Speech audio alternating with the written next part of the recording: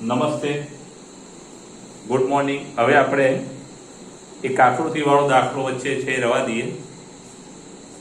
આત્મ પ્રેરણ અને અન્યોન્ય પ્રેરણ. તો ખાસ યાદ રાખજો, આત્મ પ્રેરકત્વ કીધું હોય એ તો ફ્લક્સ ભાગ્યા પ્રવાહ, ગુંચળાનું ફ્લક્સ n∅b ભાગ્યા પ્રવાહ I. ફ્લક્સ શોધવા માટેના સૂત્રો આપણને ખબર હોવી જોઈએ. એ બી cos θ.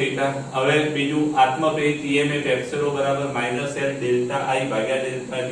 એટલે કેટલીક વાર પ્રવાહ આપેલો હોય કે ભાઈ પ્રવાહ 2 એમ્પિયર થી 4 એમ્પિયર થાય છે, આટલા સમયમાં પ્રેરિત વિચાલક બળ આટલું મળે છે, તો આત્મપ્રેરકત્વ શોધો.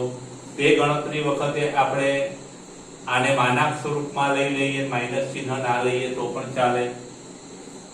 આત્મપ્રેરકત્વ અને અન્યોન્ય પ્રેરકત્વમાં કઈ ફેર છે નહીં. પેલામાં પોતાનું ફ્લક્સ પોતાનો પ્રવાહ, આમાં પહેલાનું ફ્લક્સ અને બીજાનો પ્રવાહ, અથવા બીજાનું ફ્લક્સ અને પહેલાનો પ્રવાહ. એટલે બીજાના ફ્લક્સ અને પહેલાનો પ્રવાહ, અથવા પહેલાનું ફ્લક્સ અને બીજાના પ્રવાહના ભાગાકારને શું કહેવાય? બંનેનું અન્યોન્ય પ્રેરકત્વ. અન્યોન્ય પ્રેરકત્વ M12 પણ કહેવાય, M21 પણ કહેવાય. બંને સરખા હોય છે માટે એને M કહીએ છીએ. અન્યોન્ય પ્રેરણમાં પણ ત્રિ વિચાલક બળનું સૂત્ર હોય છે. જો બીજાનું વિચાલક બળ શોધવાનું હોય તો પહેલાના પ્રવાહના ફેરફારનો દર અહીં મૂકવાનો, અને પહેલાનું વિચાલક બળ શોધવાનું હોય તો પ્રવાહના ફેરફારનો દર બીજાનો હોય. આ ખાસ યાદ રાખજો. કારણ કે અન્યોન્ય બીજામાં પ્રવાહ બદલાઈને પહેલામાં અસર થાય, અને બીજામાં પ્રવાહ બદલાઈને પહેલામાં અસર થાય, અને અહીંયા પહેલામાં પ્રવાહ બદલાઈને બીજામાં અસર થાય વિચાલક બળ. તો જરા જોઈએ આવા દાખલા કેટલાક છે, ગણી કાઢીએ. ફ્લક્સ ફાઈ બરાબર B એ યાદ રાખજો. આ ફ્લક્સ ફાઈ નું સૂત્ર શું? તો ફ્લક્સ ફાઈ બરાબર B એ. હાલ પૂરતું ખાલી B એ યાદ રાખીશું. હવે દાખલા ઉદાહરણ 6.9 ખાસ જરા ધ્યાન આપજો. ઉદાહરણ 6.9 તો એમાં આપણી રકમ આવી છે કે બે સમકેન્દ્રી ગોળાકાર ગુંચળા, એક નાની ત્રિજ્યા R1 નું અને બીજું મોટી ત્રિજ્યા R2, કે જ્યાં R1 ખૂબ નાનો છે, R2 ને કેન્દ્રો સંપાત થાય તેમ સમઅક્ષીય મૂકવામાં આવી છે. આ ગોઠવણનું અન્યોન્ય પ્રેરકત્વ શોધો. તો ખાસ યાદ રાખજો, આમાં જરા આકૃતિ છે નહીં, છતાં આપણે આકૃતિ દોરી આ બાબત સારી રીતે સમજી શકીએ. ખાસ ધ્યાન રાખજો. પૂરી પેન લાગે.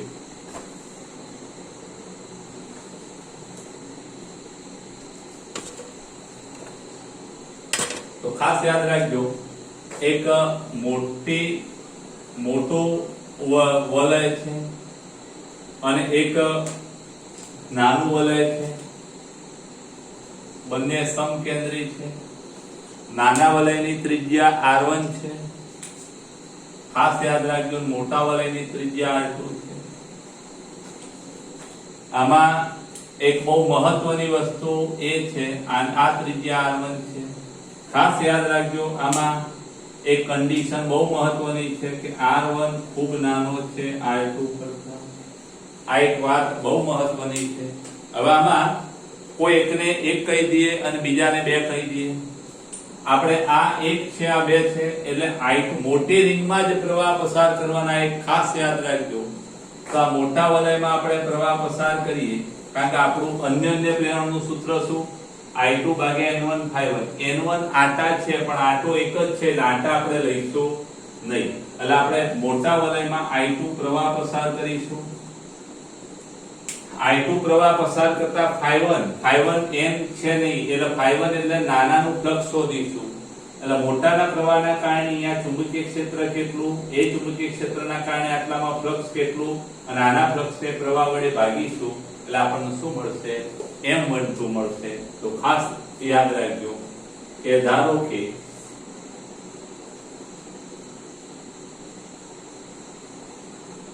R2 ત્રિજ્યાના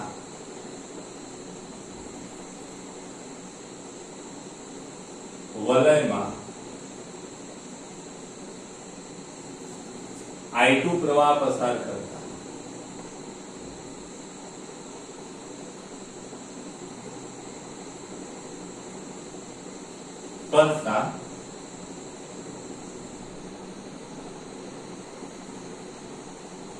કેન્દ્ર આગળ ચુંબકીય ક્ષેત્ર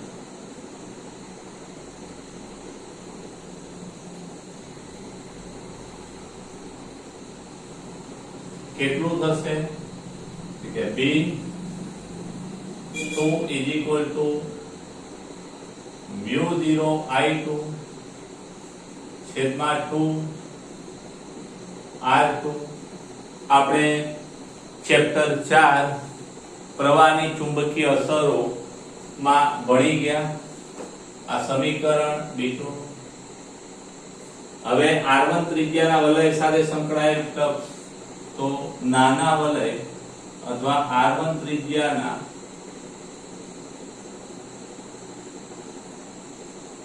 વલય સાથે અથવા રિંગ સાથે સંકળાયેલ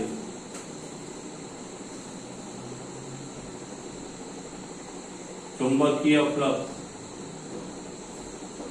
કેટલું થાય તો અહીંયા આટા છે નહીં એટલે આટાની ચિંતા કરવાની નથી phi1 અથવા phi b1 પણ કહી શકાય phi1 શું થશે તો કે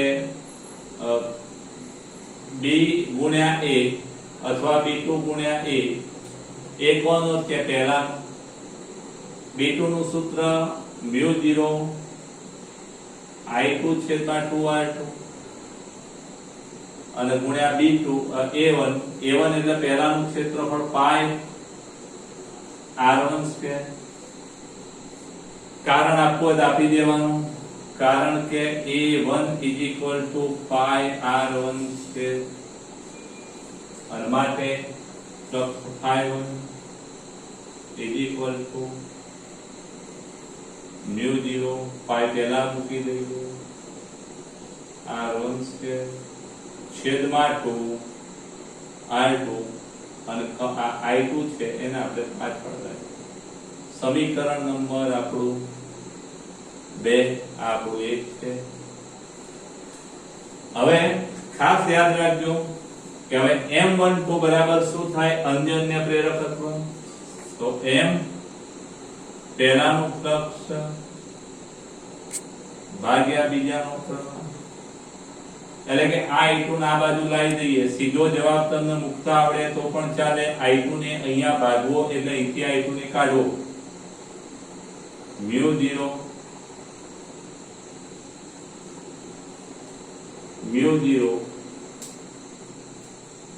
પાઈ R1 સ્ક્વેર અને છેદમાં 2R2 ખાસ યાદ રાખજો આ M12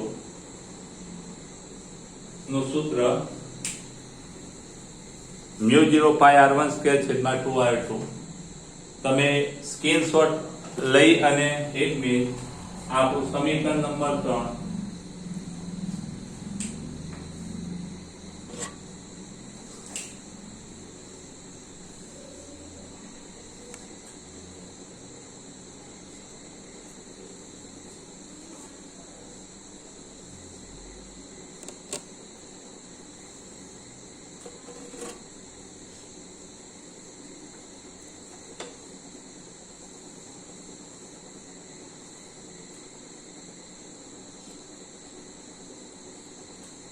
સ્ક્રીનશોટ લઈ અને ઉતારી દેજો એના પછીનો એક દાખલો સ્વાધ્યાયનો 6.8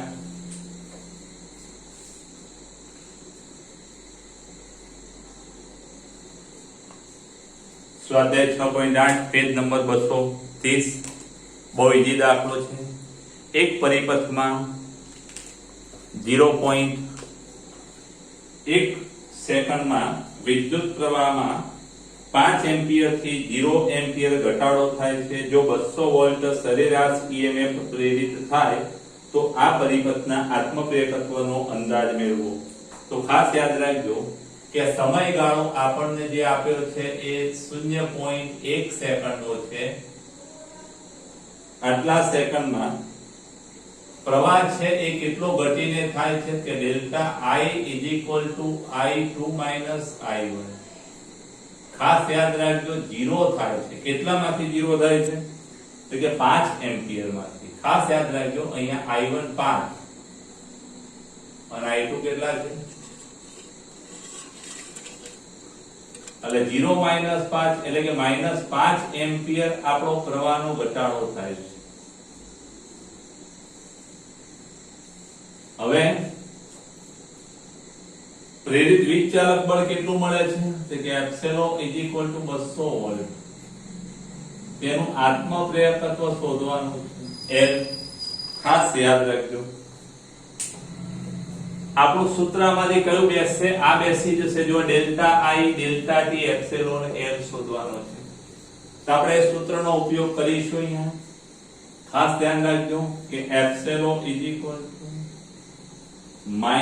-L ડેલ્ટા I ભાગ્યા ડેલ્ટા T. અને માટે એપ્સિલોન કેટલા છે? 200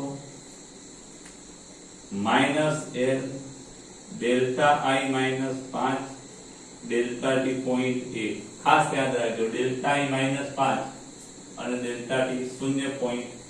માટે 200 માઈનસ ગુણ્યા માઈનસ પ્લસ 5 ભાગ્યા 0.1 એટલે કે 50. આ 50 ડાબી બાજુ ક્યાં આવે? છેદમાં આવશે. એટલે L = 200 છેદમાં 50 અને 200 ભાગ્યા 50 મીંડા 5 4 20 એટલે આટલા હેનરી થશે. ઇન્ડક્ટરનો એકમ મિત્રો હેનરી છે. ખાસ યાદ રાખજો. આ દાખલામાં એક વાત ખાસ યાદ રાખજો, ઘણી વખતે પ્રવાહ 0 થી 5 થાય તો ખાસ યાદ રાખજો કે આ જવાબ ધન મળશે. આત્મપ્રેરકત્વ ક્યારે ઋણ હોય નહીં. એટલે એવી પરિસ્થિતિમાં આ તફાવત ધન આવતો હોય તો આપણે આ માઈનસ ચિહ્ન નહીં મૂકવાનું, એની જગ્યાએ અહીંયા માનાક મૂકી દેવાનું. એટલે જ્યારે આ તફાવત ધન આવે ત્યારે આત્મપ્રેરકત્વ શોધવા માટેનું આપણું સૂત્ર એપ્સિલોન બરાબર માનાક L ડેલ્ટા I ભાગ્યા ડેલ્ટા T લેવાનું. ખાસ યાદ રાખજો. અથવા આપણે અહીંયા L બાર રાખીશું પણ આને માનાકમાં મૂકી દેવાનો. માનાકમાં મૂકી અને આ L એટલે આપણો જે જવાબ આવે ધન સ્વીકારવાનો, ઋણ સ્વીકારવાનો નહીં. આને જરા સ્ક્રીનશોટ લઈ લેજો તમે. એના પછીનો દાખલો જરા જોઈ લઈએ. અહીં જગ્યા છે ઘણી જ કાઢી. પાસે પાસે રહેલા ગુંચળાની જોડનું અન્યોન્ય પ્રેરકત્વ 1.5. ખાસ યાદ રાખજો 6.9 સ્વાધ્યાય. અન્યોન્ય પ્રેરકત્વ કેટલું આપ્યું છે? તો કે 1.5 હેનરી. આને M12 અથવા M21 કહેવાય. જો એક ગુંચળામાં 0.5 સેકન્ડમાં એક ગુંચળામાં એટલે પહેલામાં 0.5 સેકન્ડમાં ડેલ્ટા T = 0.5 સેકન્ડ માં એક ગુંચળામાં 0 થી 20 એમ્પિયર નો છે વિદ્યુત પ્રવાહનો ફેરફાર. એટલે કે I1 કેટલા છે અહીંયા? 0 એમ્પિયર અને I2 કેટલા? 0.6 એમ્પિયર. એટલે પ્રવાહનો ફેરફાર ડેલ્ટા I. ખાસ યાદ રાખજો આમાં આપણે પહેલા ગુંચળામાં પ્રવાહનો ફેરફાર છે એને આપણે ડેલ્ટા I1 કહી દઈએ તો પણ ચાલશે. એટલે કે I2 - I1 શું થાય? કે 0 થી 6 છે, સોરી 0 થી 20 એમ્પિયર નો, સોરી 0 થી 20 એમ્પિયર નો છે. એટલે અહીંયા I2 -0 20 એમ્પિયર ડેલ્ટા I1. અને તો અન્ય ગુંચળા સાથે સંકળાયેલ ફ્લક્સનો ફેરફાર, અન્ય ગુંચળા સાથે સંકળાયેલ ફ્લક્સનો ફેરફાર એટલે આપણે શોધવાનું છે ડેલ્ટા ફાઈ. અન્ય એટલે ડેલ્ટા ફાઈ 2. આટા આપેલા નથી તો ખાસ યાદ રાખજો કે અહીંયા અન્યન્ય પ્રેરકત્વ આપેલું છે. તો અન્યન્ય પ્રેરકત્વનું એક સૂત્ર આપણું આ છે અને બીજું સૂત્ર આ છે. બે સૂત્રો સરખાવી અને આપણે ફ્લક્સ મેળવીશું. તો જરા જોઈએ અહીંયા આ સૂત્રનો ઉપયોગ કરી M21 શોધી કાઢીએ આપણે. f02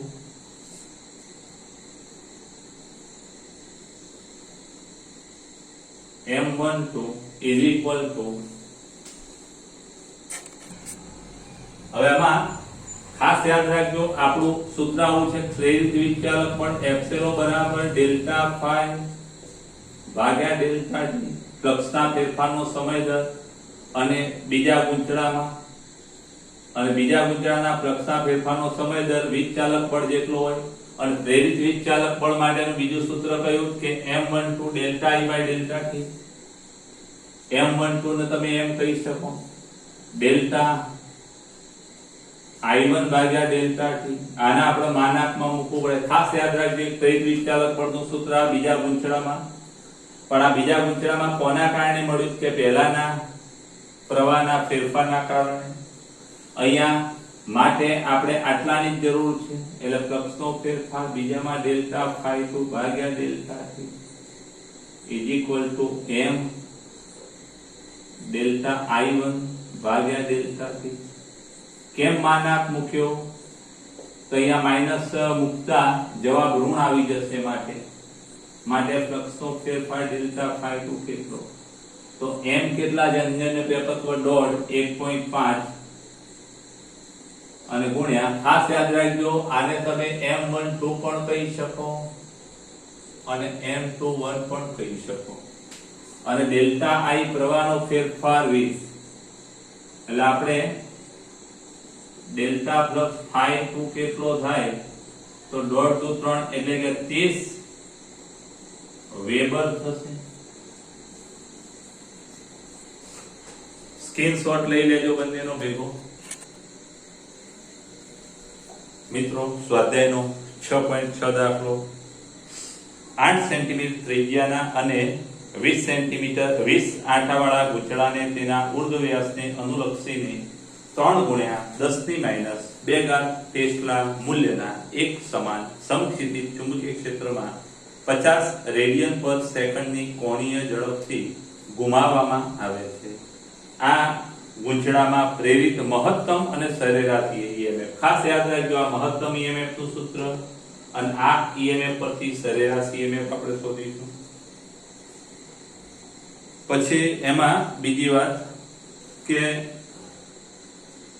જો આ ગૂંચળું 10 ઓહ્મ અવરોધના એક બંધ ગાળો રચે છે તો ગૂંચળામાંના પ્રવાહના મહત્તમ મૂલ્યની ગણતરી કરો પ્રવાહનું મહત્તમ મૂલ્ય પણ ગણવાનું છે જૂલ હીટિંગને કારણે સરેરાશ પાવર વેવની ગણતરી કરો આ પાવર ક્યાંથી આવે છે તો જરા જોઈએ અહીં પહેલા ડેટા કાઢી લે ખાસ ધ્યાન રાખજો આ દાખલા માટેના સૂત્રો આ છે આ અને એક વસ્તુ એ તો ભણી ગયા જ્યાં મહત્તમ EMF અને મહત્તમ પ્રવાહ કેટલો હોય I maximum તો એપ્સિલોન મેક્સિમમ અને ભાગ્યા આ એપ્સિલોન 0 એ બીજું કંઈ નથી એપ્સિલોન મેક્સિમમ છે મેક્સિમમ ની જગ્યાએ ખાલી m પણ સિમ્બોલ વાપરવામાં આવે એપ્સિલોન 0 પણ વપરાય તો ખાસ જોઈએ અહીંયા ડેટા બહાર કાઢીએ ચલો એની ત્રિજ્યા કેટલી છે ગૂંચળાની 8 સેન્ટીમીટર કેલ્સી લઈને બેસજો બધા કેલ્ક્યુલેટર એટલે 8 ગુણ્યા 10⁻² મીટર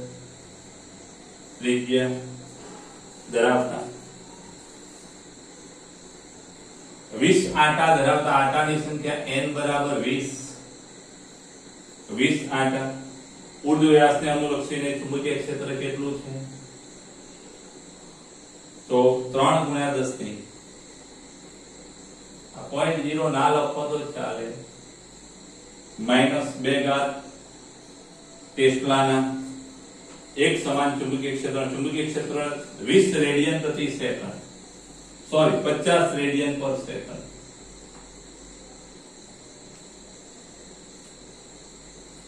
ની કોણીય ઝડપથી ભ્રમણ કરવામાં આવે છે તો મહત્તમ પ્રેરિત EMF પહેલી વાત આપણી કઈ છે કે એપ્સિલોન 0 NAB ઓમેગા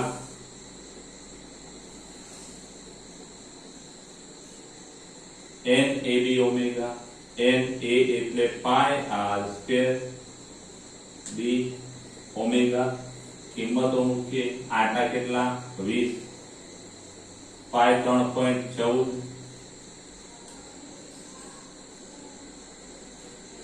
ગુણ્યા ત્રિજ્યા 8 ગુણ્યા 10 ની -2 ઘાતનો વર્ગ, ચુંબકીય ક્ષેત્ર B 3 ગુણ્યા 10 ની -2 ઘાત અને ગુણ્યા ઓમેગા 50 રેડિયન પર સેકન્ડ. કેલ્ક્યુલેટરમાં આપણે ગણતરી કરીશું 20 ગુણ્યા 3.14 ગુણ્યા 8 ગુણ્યા 8 ગુણ્યા 3 ગુણ્યા 50. જે જવાબ આવે એમાં પછી 10 ની -4 ને 2 -6 ઘાત આપણો પછી લઈશું. ઘાત સિવાયની ગણતરી આપણે કરીએ તો 60 28 80 ગુણ્યા 10 ની 2 દુ 4 ને 2 6 ઘાત 1 2 3 4 5 ને 6 એટલે આના આપણે એમ 0.60828 આટલા વોલ્ટ થશે. આ એપ્સિલો 0 જેને એપ્સિલો મેક્સિમમ એપ્સિલો એમ પણ કહેવાય. હવે એમાં બીજી વસ્તુ શું કીધી છે કે મહત્તમ પ્રવાહ I maximum અથવા I0 મહત્તમ વોલ્ટેજ ભાગ્યા અવરોધ. અવરોધ આપણને આપેલો છે R કેટલો 10 ઓહ્મ રકમમાં એટલે કે 0.6288 અને ભાગ્યા 10 એટલે 0.060 એમ્પિયર થશે. એટલે આને આપણે 1 2 3 60.288 મિલી એમ્પિયર પણ કહેવાય. આમાં તમે સાર્થક અંકો લઈ અને આવું લખવું હોય તો લખી શકો 0.603 વોલ્ટ અને આમાં 0.0603 એમ્પિયર. હવે એક ત્રીજી એક મહત્વની રાશિ ખાસ યાદ રાખજો કે જૂલ હીટિંગ ને કારણે સરેરાશ પાવર વ્યય, સરેરાશ EMF મેળવો. સરેરાશ EMF મેળવવાનો તો રહી ગયો વચ્ચે. સરેરાશ EMF એટલે પહેલા તો એપ્સિલોન નું સૂત્ર આપણું આવું છે એપ્સિલોન 0 sin. ખાસ યાદ રાખજો સાઇન વિધેયમાં સરેરાશ, સાઇન વિધેયમાં t આવે તો ખાસ આટલી વસ્તુ તમારે યાદ રાખવાની કે sin ઓમેગા t નું સરેરાશ આ એક આવર્તકાળ પર શૂન્ય થાય અને જો sin નો વર્ગ થઈ જાય તો 1/2. આ બે વેલ્યુ તમારે ખાસ ખાસ યાદ રાખવાની, જેને આપણે લાલ બોક્સમાં મૂકેલા છે. આટલી બાબતો તમને યાદ હોય તો આ દાખલો આગળ તમને આવડશે. આ સરેરાશ દર્શાવે છે, સરેરાશ માટેનું ચિહ્ન છે આ, ખાસ યાદ રાખજો. એકલો સાઇન હોય એકલો કોસ હોય તો 0, સાઇન સ્ક્વેર હોય કોસ સ્ક્વેર હોય તો 1/2. તમે આ બાબત સંકલન કરી મેળવી શકો છો, આપણે એમાં પડવું નથી. ચલો સરેરાશ વિચાલક બળ કેટલું થાય કે એપ્સિલોન 0 અચળ average value sin omega t. અને હાલ આટલી વસ્તુ તમને યાદ હોય તો આને સીધો જ 0 કહી શકાય. એટલે એવરેજ વેલ્યુ એપ્સિલોન કે 0 થાય. ખાસ યાદ રાખજો અહીંયા ગણવાનો તો પણ ગોથિયા પતિ કઈ વાંધો નહીં, તમે અહીંયા વચ્ચે આને મૂકી દેજો. પછી બીજું આગળ શું કહે છે જરા જોજો કે જૂલ હીટિંગ ને કારણે સરેરાશ પાવર વે, જૂલ હીટિંગ ને કારણે સરેરાશ પાવર વે. તો આ એક બાબત મળી, આ બીજી બાબત, પછી આ ત્રીજી બાબત.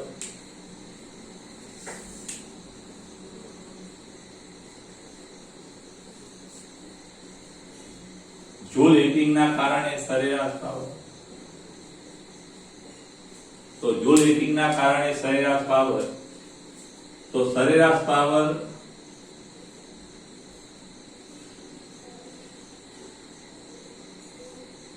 P બરાબર શું થાય અથવા P average is equal to શું થાય તો કે I સ્ક્વેર. ખાસ યાદ રાખજો I સ્ક્વેર આ પણ કેવું સરેરાશ, અને એના બરાબર શું થાય તો એવરેજ વેલ્યુ I સ્ક્વેર એટલે V સ્ક્વેર ભાગ્યા R. V ની જગ્યાએ આપણે શું લખશું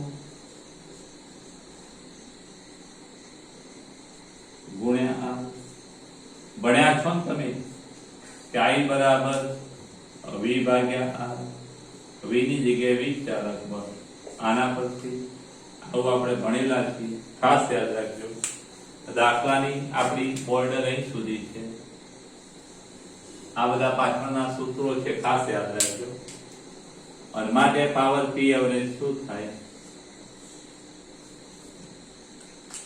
એપ્સિલોન એટલે શું કહીશું આપણે તો કે એપ્સિલોન 0 sin ઓમેગા t એટલે એપ્સિલોન 0 સ્ક્વેર અહીંયા સોરી i સ્ક્વેર એટલે આનો પણ વર્ગ લાભ એ ઉડી જશે એટલે epsilon 0 sin square omega t અને ભાગ્યા r ખાસ યાદ રાખજો માટે p એવરેજ એપ્સિલોન 0 સ્ક્વેર બહાર નીકળશે ભાગ્યા r અને average value sin square omega t અને માટે p એવરેજ શું થાય એપ્સિલોન 0 તો ખાસ યાદ રાખજો કેટલા 0.603 અથવા 0.60288 નો વર્ગ ભાગ્યા r 10 ગુણ્યા sin સ્ક્વેર ઓમેગા t નું સરેરાશ 1/2 કેલ્ક્યુલેટરમાં ગણી કાઢશો તો કેટલો મળે છે જરા જોઈ લઈએ 0.60288 નો વર્ગ ભાગ્યા 10 ભાગ્યા 2 0.1870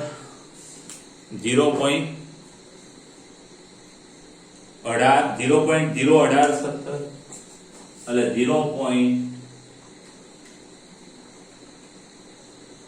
વોટ પાવર છે ખાસ યાદ રાખજો આટલો પાવર મળે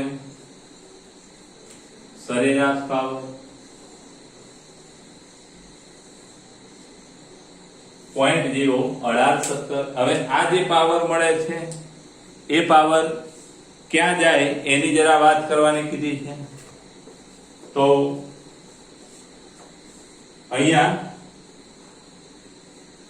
આ પાવર ક્યાંથી આવે છે તો ખાસ યાદ રાખજો કે આ પાવર આવે છે ક્યાંથી તો આપણે જે ગુંચળાને ભ્રમણ કરાવીએ છીએ યાંત્રિક રીતે અને એ ગુંચળાને ભ્રમણ કરવા માટે જે યાંત્રિક પાવર વપરાય છે એ યાંત્રિક પાવરનું અહીંયા વિદ્યુત પાવરમાં રૂપાંતર થાય છે જે ઓહમિક લોસ પણ કહેવામાં આવે છે ગુંચળામાંથી આ પ્રવાહના કારણે ગુંચળામાં આટલો પાવર વ્યય થાય છે જેને ઓહમિક લોસ પણ કહેવાય છે ચલો સ્ક્રીનશોટ લઈ લેજો ખાસ ધ્યાન રાખજો દાખલો ગણવાની સિસ્ટમ આ લાલ કલરની આ બાજુ પેલા સૂત્રો અગત્યના છે સૂત્રો પહેલા નોંધી દેજો આ દાખલા ગણો એટલે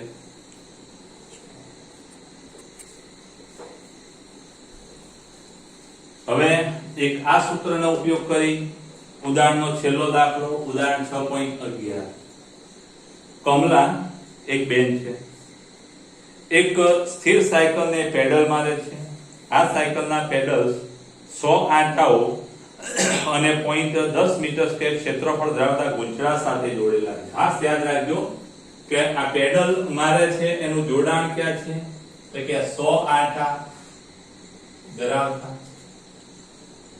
અને જેનું ક્ષેત્રફળ 0.1 મીટર સ્ક્વેર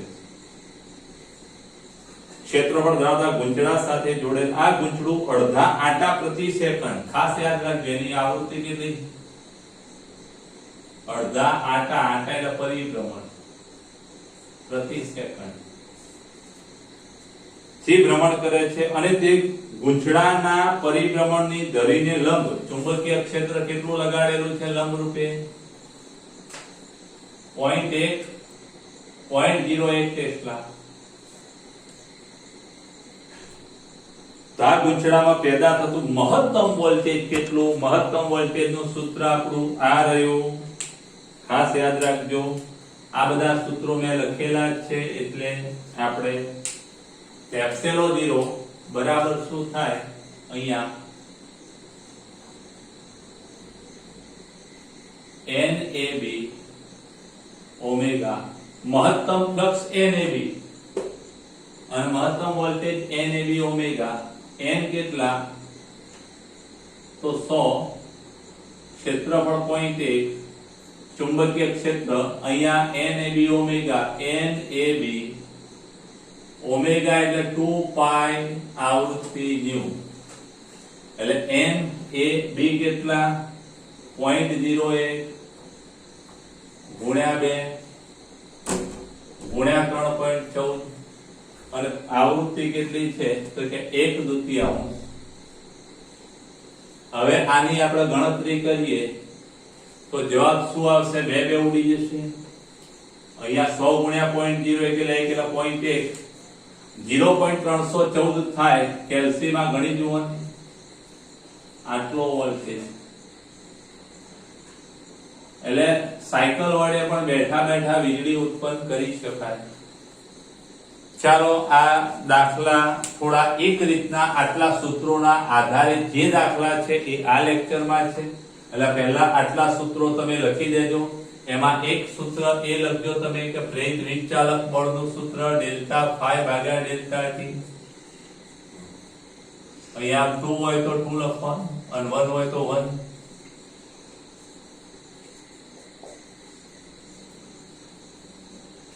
આટા હોય તો આટા મૂકવાના એટલે એક દાખલો ગણવામાં કામ આવશે. ચાલો સ્ક્રીનશોટ તમે લઈ લેજો.